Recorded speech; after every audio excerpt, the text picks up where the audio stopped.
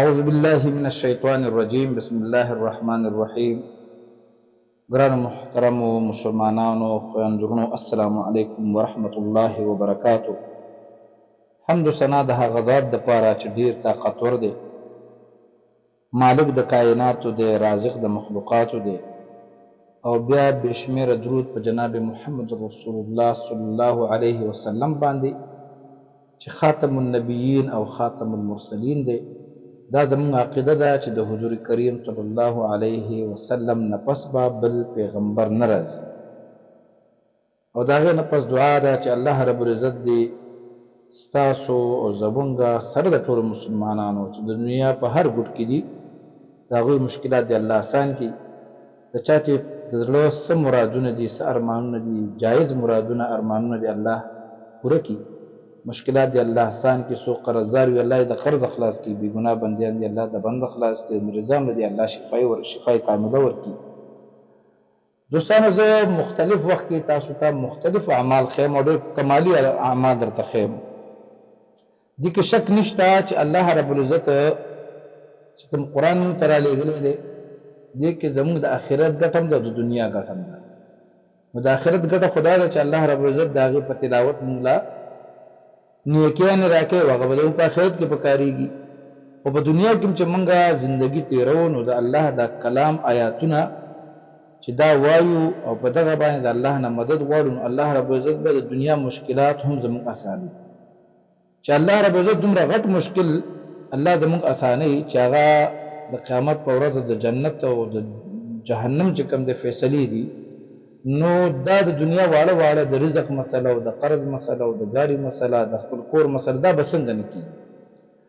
نو زه تاسو ته چې څومره اعمال ښیم انشاءالله العزیز دا به ټول د حضور کریم صلی الله علیه وسلم را نقل شوي وي، مسنون دعاګانې به وي، د قرآن کریم آیاتونه به وي، یا به زمونږ د سلف صالحینو د نیکانو بندګانو تابعین تبع تابعین د اولیاء کرامو د خولې مبارکې دعاګانې به وي.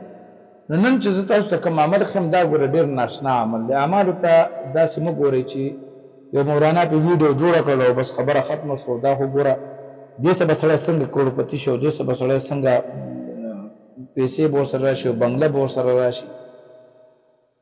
دا چې کوم دي د اعمال چې دي په دې باندې د الله نه مدد غوښتل دي، او الله رب العزت هغه بادشاه دی چې بېستنو اسمان یې ودرولی دی، په هغې کې بېشمېره ستوري، سپوږمۍ، نور، مونږ ته په دنیا کې څومره نعمتونه راکوي، څومره چې مخلوق الله پیدا کړی دی. هر یو مخلوق ته چې وګورې د الله رب العزت کمالات په هغې کې موجود دي. یو میږی دی که نه زموږ د کورونو کې ځای په ځای دا میږی ګرځي، مچ ګرځي، ماشی ګرځي.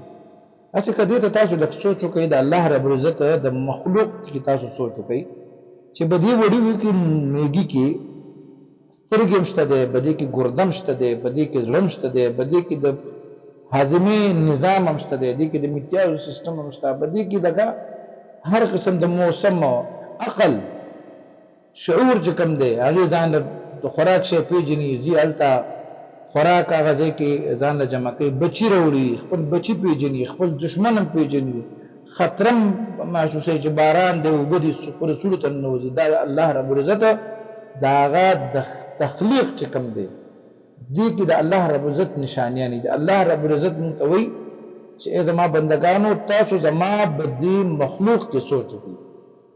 نو د اعمال چې کوم دي دې باندې الله رب العزت د قربت حاصلوي. دې کې د عقیدې د یقین ډېر ضرورت دی. څوک چې نه کوي هغه د هغې خپل کار دی، ما باندې رسول دي. تاسو چې خپل تقدیر په خپله نه بدلوئ، تاسو په خپله وظایف نه کوئ، نو دې کې خو د وظیفې خبره نشته که نه. او داسې خو چېرته هم نه کېږي چې ته د شپې څملې او سهار دې ستا د قرض سر ته یو 15 کروڑ روپۍ پرتي. هر شی محنت غواړي، دې دپاره به لږ محنت کوي، الله رب العزت ته به ځان ورنږدې کوي. الله دې زموږ مشکلات آسان کړي. نننی عمل چې کوم دی دا ډېر یو ناشنا عمل دی، خو د دې نه مخکې به تاسو دې عمل باره کې زه یو واقعه بیان کړم چې تاسو دا واقعه واورئ نو تاسو ته به دې عمل هغه کمال معلوم شي. خو د ټول نه مخکې زه تاسو ته دا وایم چې زمونږ د وظایفو دپاره زموږ چینل سبسکرایب کړئ، ویډیو لایک کړئ او کمنټس کې ډېر ښایسته الفاظ ماشاءالله سبحان الله په شان الفاظ ولیکئ. او دا غنټې نشان چې وایو نو زمونږ نوې وظایف به تاسو ته په وخت باندې را رسېږي. نو دا نن چې کوم درود شریف دا عمل د درود شریف دی، تاسو سوچ وکړئ چې په دې درود شریف باندې الله رب العزت څومره کمال دي، کوم د چا لپاره چې درته وایم چې چا واقعیت بیانوم، هغه الله رب العزت څومره لوی نعمت ورکړی، نو موږ به ولې محرومه پاتې کیږو. د دې درود باره کې لیکل کېږي چې دا یو ډېر لوی عالم تیر شوی دی چې موږ د هغه نوم ابو عبدالله محمد بن سلمان الجزوري، چې دا موږ د دلایل الخیرات چې د وظایفو د درود ډېر بهترین کتاب دی، د هغې صاحب مصنف د هغې کتاب دی. دا خپله واقع لیکي چې ما دا دلایل الخیرات نه لیکلی او زه یو ځای کې روان وم، یو شړه کې روان وم، یو دشته کې روان وم، تږی وم او اودس دپاره مې اوبه پکار وي. لاره مې یو کوهي ته ودرېدم. کوهي ته چې ودرېدم نو کوهي کې بوقه نه وه، اوبه ډېرې لاندې ژورې وي. زه حیران او پریشان ودرېدم چې اوس به دلته هم اوبه څښل پکار دي، تږی یم هم اودس کول پکار دي. نو ډېر پریشانه ولاړم او دا د هغه وخت ډېر لوی عالم دی. نو چې کله زه پریشانه ودرېدم یوه ماشومه وه داسې ولاړه وه او هغې راته کتله او خندلې. ما ورته وویل چې ته په څه خبره خاندې؟ په دې خاندې چې لکه زه تږی شوی یم او ما ته د اودس ضرورت دی، بوقه نشته، زه تږی یم، په دې باندې خاندې؟ هغه ورته ویل چې نه، په دې نه خاندم، زه په دې خاندم چې الله رب العزت تعالی دومره لوی علم درکړی، د قرآن او د حدیث علم الله تعالی درکړی، دومره لوی عالم او دومره لوی نوم دی، او ته په دې خپل علم کې ته دومره څه نشې کولی چې د دې کوهي نه بې بوقي اوبه راوباسې. ما ورته چې بې بوقي به اوبه څنګه راوځي؟ هغه ماشوم یې څه وویله او د خپلې توکان یې راواغېستې، کوهي ته ور وویشتې، एकदम د کوهي نه لاندې اوبه را شروع شوې، بره سر ته راورسېدې. ما ورته وویل چې اوس خو هغه پوره زه دې اوبو له لاس نه وروړم تر څو پورې چې بچا ما ته د عمل ونښې. دا تا څه وویله؟ نو هغې ماشومه ورته وویل چې ما دا درود وویل. درود واورئ، تاسو ته به انشاءالله به د سکرین باندې ښکاري. اللهم صل على سيدنا ومولانا محمد وعلى آل سيدنا ومولانا محمد صلاة دائمة مقبولة تؤدي بها عنا حقه العظيم.